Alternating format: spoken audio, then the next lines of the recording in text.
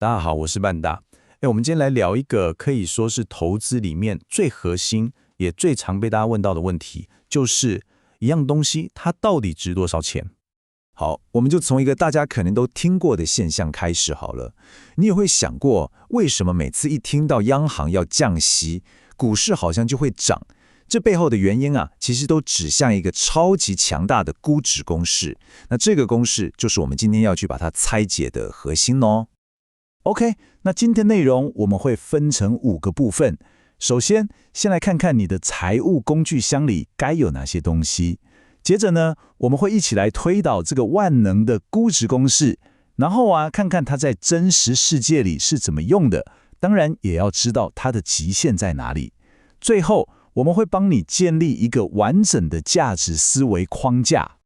好，第一节我们要来看你的财务工具箱，也就是说，在我们开始估值一家公司之前，得先检查一下我们的工具带齐了没。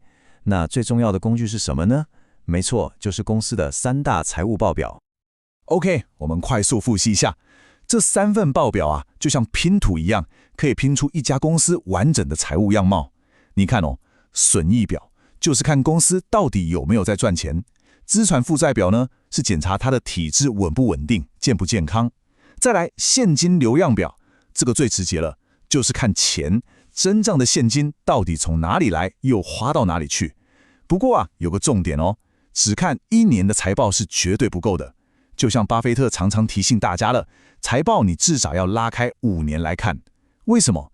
因为短期的数字嘛，你懂的，总是能美化一下，但长期的趋势是骗不了人的。好，工具都准备好了，那接下来我们就要进入今天整个分享的核心了，也就是第2节，这个万能的估值公式。我们来看看要怎么样把前面那些又多又杂的财务数据浓缩成一个很简单但有超级 powerful 的数字。这个数字就是我们说的价值。要理解估值，我们得先搞懂一个关键概念，叫做现值 present value。其实讲白了很简单，就是一句话：未来的钱没有今天的钱值钱。你想想看嘛，为什么？第一，有通货膨胀啊，钱会越来越薄。第二，你现在拿到钱，是不是就可以马上拿去投资，钱滚钱？所以说10年后才要给你的那100万，它的价值肯定比不上你今天现在马上就握在手上的这100万。这个概念很重要哦。那这个公式到底是怎么来的呢？来，我们一步一步拆解。首先你要想一个资产的价值是什么，其实就是它未来能产生的所有现金流全部加起来，对吧？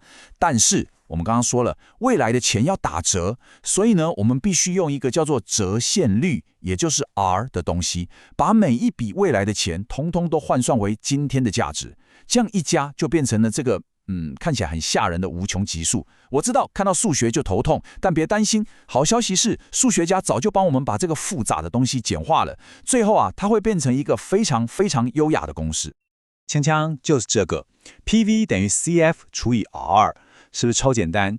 资产的现值 PV 就等于它未来的现金流 CF 除以一个折现率 R。你可别小看这个公式哦，这可以说是整个金融界估值的核心，几乎所有东西的定价都离不开这个最根本的逻辑。好，理论听起来很简单，对吧？但重点是这个公式在真实世界中到底要怎么用？来，我们来看几个超实际的例子。第一个例子，我们来估算一档很稳定的股票。假设这家公司超级稳定，它每年都发给你2块钱的股利，而且会永远发下去。然后我们用一个 2% 的折现率来算，套进公式2除以 0.02， 答案就是100块。你看这就给了我们一个基准点。当市场价格是80块的时候，你就知道好像有点便宜哦。反之，如果市价是120块，你可能就要想一下是不是太贵了。好，再来看一个例子评估一间要收租的房子。假设这间房子扣掉所有成本之后，每年可以稳稳的帮你赚进30万台币的净现金流。一样，我们用2% 的折现率来算，30万除以 0.02， 算出来的投资价值就是1500万。你看，这就给了你一个很理性的出价参考，你就知道大概出多少钱是合理的。那如果今天你要买的是一整家公司呢？比方说这家私人企业每年都稳定赚1亿台币，同样的逻辑，用1亿除以 2%， 你就可以算出这家公司的价值大概是50亿。当然啦，这只是一个起点，但它为你在接下来的收购谈判中提供了一个非常扎实的数字基础。OK， 看到这里，你是不是觉得这个公式简直太神了，太完美了？先别高兴得太早，现实世界总是比较复杂的。这个公式虽然超级强大，但它绝对不是万灵丹。它有2个可以说是天生的 bug， 我们一定要了解清楚。那这2个问题是什么呢？第一个就是 CF 的问题。你想想，你要怎么可能准确预测一家公司直到永远的现金流啊？大部分公司根本不可能永远都这么稳定嘛，这跟拿水晶球算命有什么两样，对吧？再来是 R 的问题，这个折现率 R 到底该用哪个数字？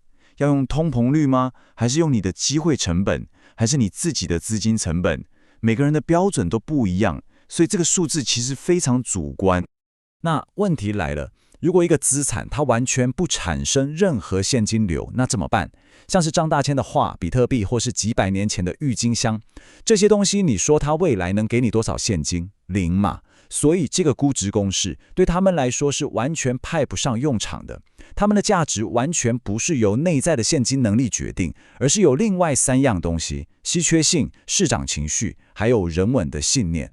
就是因为这类资产的价格波动超级大，完全是靠市场情绪在支撑，所以很多投资专家都会建议，如果你真的想玩一下 ，OK 可以，但是你一定要把你的曝险部位控制在一个比较小的比例，比方说不要超过你整个投资组合的 15%。为什么？这样你既可以参与到它潜在的暴涨，但万一哪天市场情绪反转，泡沫破了，你也能把风险控制住，不至于受重伤。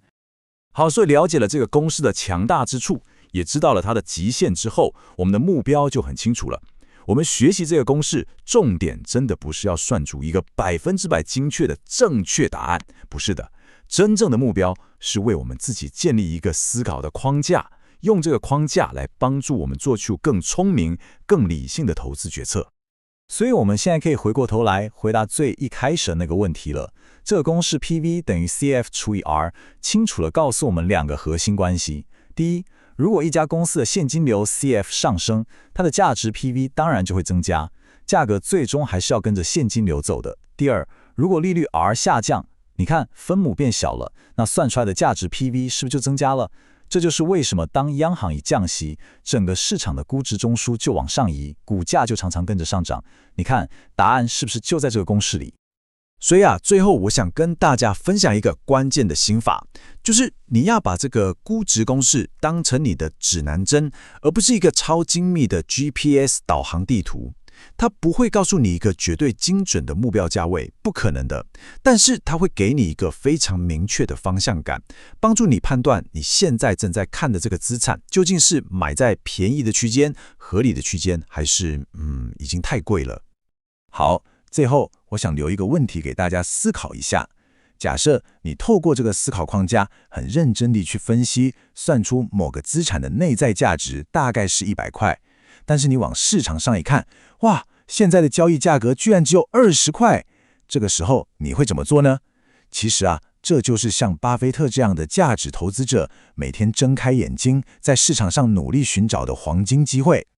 若喜欢我们分享的投资理财相关的知识，请帮我们按赞、订阅、加分享，并且开启小铃铛，这样你就不会错过我们分享的宝贵知识与内容了。未完待续，我们下期见。